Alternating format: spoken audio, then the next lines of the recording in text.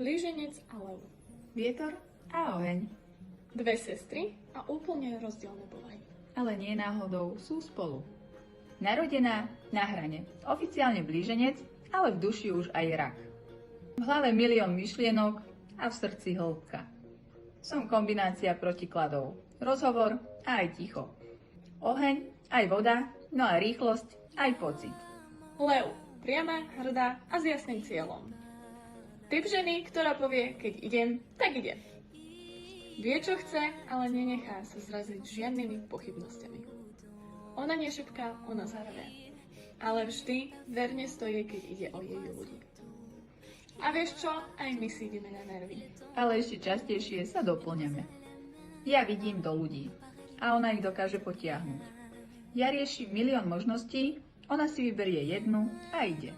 Ja rozprávam, spájam a lietam a ona drží líniu a nebojí sa rozhodnúť. A práve preto nám to funguje. Nie preto, že sme rovnaké. Ale preto, že sme pravdivé v tom, aké naozaj sme. A že každá z nás má niečo, čo tej druhej chýba. Nie ako slabosť, ale ako dar. No a tak je to aj v biznise, vo vzťahoch a v celom živote. Nepotrebuješ byť rovnaká ako niekto. Potrebuješ to byť kompletný ty. No a vedieť to spojiť s niekým, kto ťa nerozptýli, ale kto ťa doplňuje.